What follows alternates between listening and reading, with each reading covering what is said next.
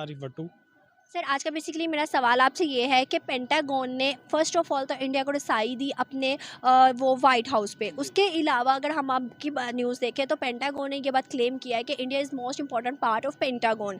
उसके अलावा यूएसए ने कहा है कि हमारे डिफेंस सेक्टर में आप हमें स्ट्रॉन्ग करें, हमारे साथ अच्छे ताल्लुकात बिल्ड करें हमारे एक्सरसाइज टाइज़ में। आप इस चीज़ को कैसे डिफ़ाइन करेंगे? इस सारे सिनेरियो में पाकिस्तान नज़र नहीं आता और हर मुल्क इंडिया की तरफ क्यों रिजू कर रहा है?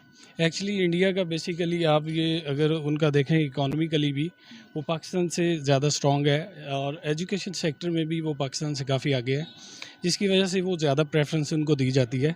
और इसके अलावा अगर बजट का भी देखें और जैसे कि हम आर्मी में ज़्यादा कंज्यूम करते हैं, उनका एजुकेशन सेक्टर और अदर सेक्टर्स में वो पाकिस्तान से कंपैरेटिवली ज़्यादा कर रहे हैं।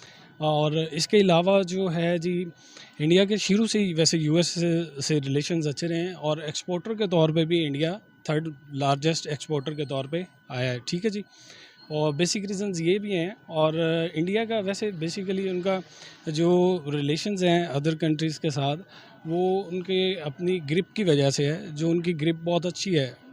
और आपने कहा है कि इंडिया के ताल्लुकात अपनी ग्रिप की वजह से है। एक कंट्री को चलाने वाला हुक्मरान होता है। अब इस टाइम अगर हम देखें सेकेंड टेन्योर पूरा करने वाले हैं नरेंद्र मोदी। हमारे यहाँ पर हुकूमत की अनस्टेबिलिटी हमेशा से रही है। 75 सालों में कभी भी किसी भी हुक्मरान ने अपना टेन्योर नहीं पूरा किया। अगर हम देखें पिछले कुछ टाइम से तो बहुत ज़्यादा ही हमारे यहाँ पर हुकूमत की अनस्टेबिलिटी रही है। आपको लगता है कि पाकिस्तान जिस दुराहे पे खड़ा है, फ्लड है, यहाँ पे क्राइसिस है, यहाँ पे इवन हम लोगों को डोनेशन दी जाती है, पैसे नहीं दिए जाते, वैसे यहाँ पर हमारे साथ कारोबार नहीं किया जाता, इस सारे सिनेरियो में कोई भी मुल्क पाकिस्तान की तरफ रिजू करना चाहेगा? नहीं जी, बिल्कुल नहीं। इस तरह की कंडीशन में तो कोई भी कंट्री विलिंग नहीं करेगा। लेकिन ये है कि अगर पाकिस्तान अपनी ये इकोनॉमिकली और डेमोक्रेसी को बेटर करना चाहता है तो स्टेबिलिटी बहुत ज़रूरी है। और ये अलमिया रहा है पाकिस्तान का कि डेमोक्रेसी को प्रायोरिटी नहीं दी गई, और जबकि यहाँ पे डिक्टेटरशिप का ज़्यादा मोस्टली हाफ से ज़्यादा जो टेन्योर है वो डिक्टेटरशिप का है, जिसकी मेन वजह है जो इनकी डेमोक्रेसी की वजह से इंडिया आगे है, ठीक है जी। स्टेबिलिटी के है और अदर थिंग्स हैं जिसमें वो काफ़ी हद तक पाकिस्तान से बेटर है। तो सर, यहाँ पे एक और सवाल मेरा आपसे ये है, आपने कहा है कि India is better than Pakistan, ठीक है, ऑल ओवर द सेक्टर्स। अगर हम देखें इंडिया को जैसे कि हर मुल्क एक प्रिविलेज दे रहा है, बहुत ज़्यादा प्रेफर किया जा रहा है, हर मुल्क अपना फ़ायदा देखता है। यहाँ चाइना की अगर हम बात करते हैं, चाइना हमारा दोस्त है लेकिन रिलाई करता है इंडिया को हमेशा अपने बेनिफिट के लिए। एक ब्रिक्स का इवेंट हुआ जिसमें इंडिया को उसने ऐड करवाया लेकिन पाकिस्तान को ऐड नहीं करवाया, जबकि पाकिस्तान को चाइना करवा सकता था मगर नहीं करवाया। तो अपना बेनिफिट देखता है। फिर हम जो है अभी अगर हम बात करें अपने सी पैक की, वो भी किसी हद तक चाइना की सिर्फ और सिर्फ बेनिफिट्स की वजह से चल रहा है, वरना हमारा सी पैक का काम चाइना क्यों करता? देखिए, अब बिज़नेस इंटरेस्ट पाकिस्तान के साथ हैं और रिसेंटली जैसे वो उन्होंने अपनी क्रिकेट टीम का वो इंट्रोड्यूस करवा रहे हैं ऑल ओवर द वर्ल्ड, तो वो उसके लिए भी इंडिया से ही कह रहे हैं कि इंडिया से ही लर्न करेंगे, इंडिया में सिखाए, ठीक है जी। तो ये एक ड्रॉबैक है पाकिस्तान के लिए। इन्हें चाहिए था कि पाकिस्तान के साथ इनके रिलेशंस हैं, बिज़नेस इंटरेस्ट पाकिस्तान के साथ हैं, और प्रीवियसली आपने इनका देखा होगा बॉर्डर जोग्राफिकल इश्यूज़ की वजह से इनके आपस में क्लैश भी रहे हैं, और उसके बावजूद इंडिया पे फिर वो रिलाई कर रहे हैं। तो ये वाकई एक अलमिया है कि अभी नो मनी नो हेल्प का चाइना ने पाकिस्तान को ये कहा है कि अगर आप हमें पैसे नहीं देते तो हम आपकी हेल्प नहीं करेंगे। अगर हम इसके बरक्स इंडिया की बात करें तो आपको पता है हमारे पासपोर्ट की क्या वैल्यू और इंडियन पासपोर्ट की क्या वैल्यू है। अगर हम देखें कि हमारे यहाँ पासपोर्ट पे हम किसी पासपोर्ट के बगैर किसी मुल्क में नहीं जा सकते। इंडियंस कितनी कंट्रीज़ में जा सकते हैं विदाउट पासपोर्ट? ये बहुत वैसे स्ट्रॉन्गेस्ट वो रिचेस्ट पर्सन हैं जो बिजनेसेस वगैरह कर रहे हैं। इवन दैट दुबई में देख लें और अदर कंट्रीज़ में भी यही सिचुएशन है जी।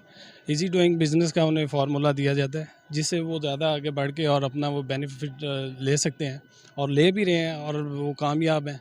और पाकिस्तान इसी वजह से political instability is the main thing I think.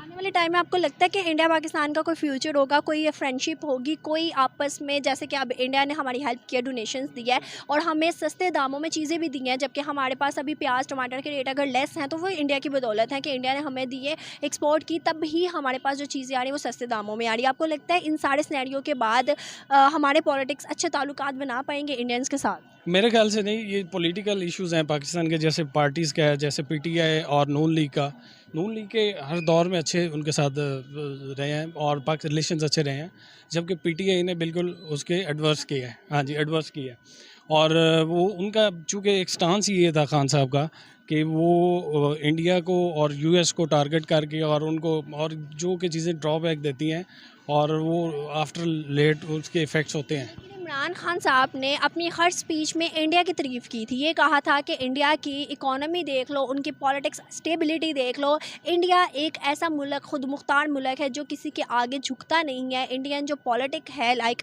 Narendra Modi बहुत अच्छा काम करे अपने मुल्क के लिए। हर स्पीच में वो ये कहते गए। नहीं, ये तो अब नरेंद्र मोदी से के टैक्टिक्स हैं ना जी, वो तो टैक्टिक्स यूज़ कर रहे हैं। बेसिकली वो अपने एजुकेशन सेक्टर जो उनका इतना ऊपर आया हुआ है, उसको वो यूटिलाइज़ करते हुए उन एंटरप्रेन्योर्स हैं उनके पास।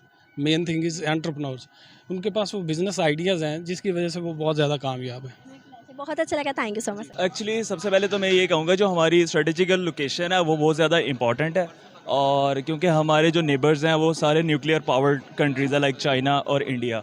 और सबसे बड़ी बात, अगर यूएस इंडिया को इतना सपोर्ट कर रहा है और अपना बिगेस्ट अलाय कहता है, तो उसकी मेन रीज़न यही है कि यूएस इकोनॉमिकली देख रहा है कि चाइना बहुत जल्दी से राइज़ कर रहा है, ठीक है। और हमारे जो रीजन में वो कोई अगर कंट्री यूएस कंसीडर कर रहा है वो है इंडिया, जो ताकि वो चाइना को जाके कंटेन कर सके।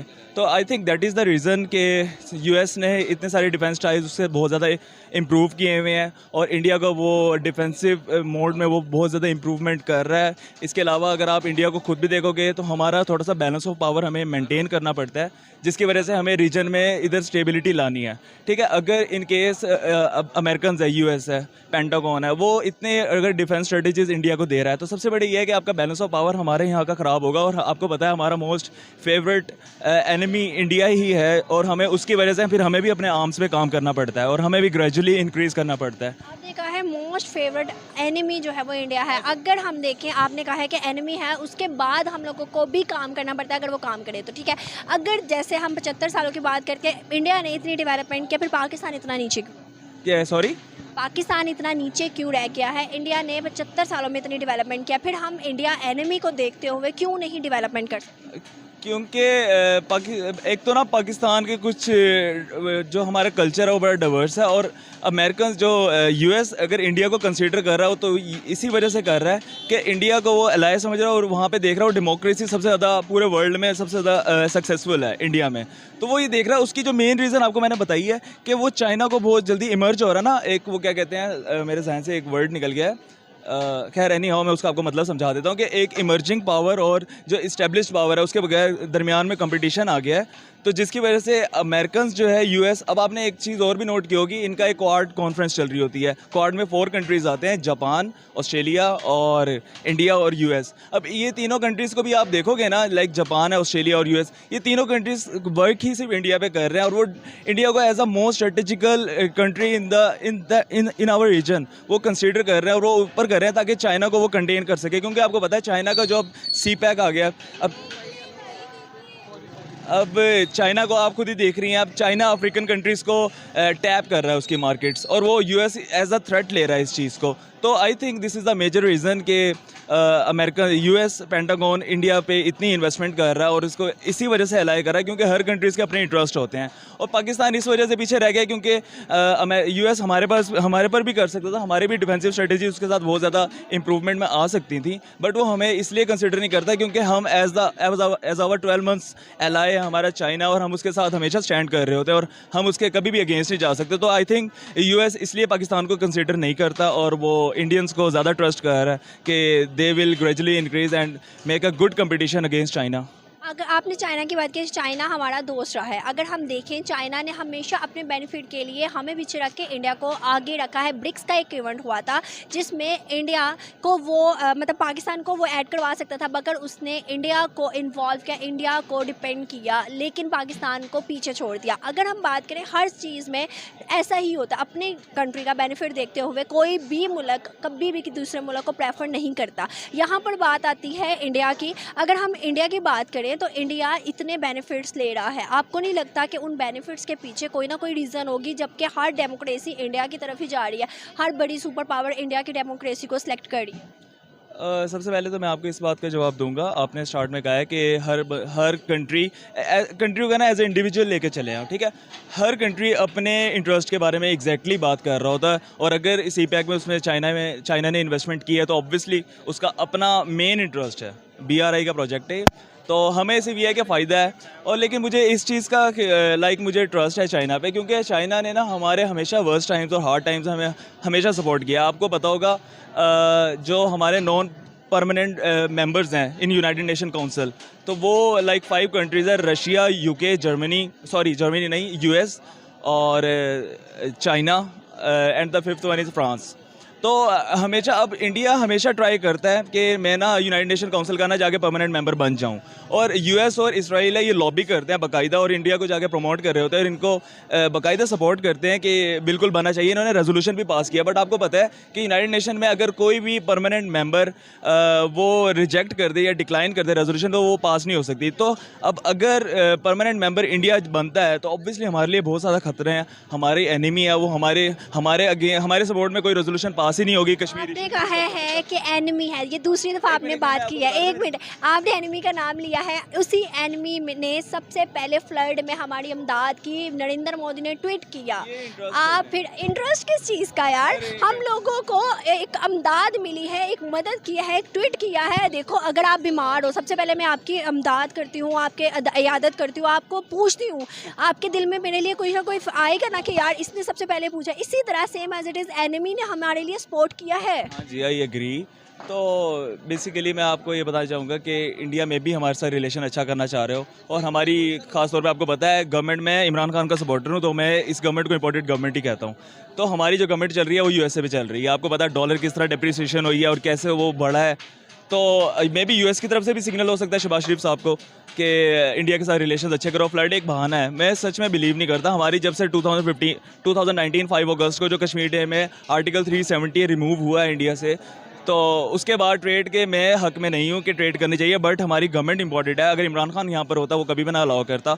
और ठीक है, आपके पास डिज़ास्टर आ गया है मुल्क में, अगर उन्होंने दी है तो इट्स अ गुड पॉइंट कि आपके रिलेशंस इंप्रूव हो रहे हैं। तो आई थिंक आप इस बात को करते हो कि हम लोगों को एनिमी नहीं बल्कि फ्रेंडशिप की तरफ आना चाहिए इंडिया के साथ। एग्जैक्टली अगर इंटरेस्ट अपने देखो तो अब आप देखें चाइना और इंडिया का भी आपस में क्लैश होता है। लद्दाख इशू आपको पता है, वहाँ पे चाइनीज सोल्जर्स ने इंडियन सोल्जर्स को भी काफ़ी उनकी तोड़फोड़ की है। तो एट द सेम टाइम उनकी ट्रेड एक दिन भी नहीं रुकी, वो ट्रेड फिर भी कर रहे हैं। तो आई थिंक कि कर लेनी चाहिए यार, क्योंकि आपके अपना कंट्री ऑलरेडी बहुत डूबता जा रहा है, क्राइसिस में जा रहा है ऑलरेडी। तो आई थिंक इंडिया के साथ रिलेशंस अच्छे करने चाहिए ट्रेड को। बाकी ये है कि Kashmir issue I think solve नहीं हो सकता, वो मज़ीद आपको उस पर स्ट्रगल करनी पड़ेगी यूनाइटेड नेशन में।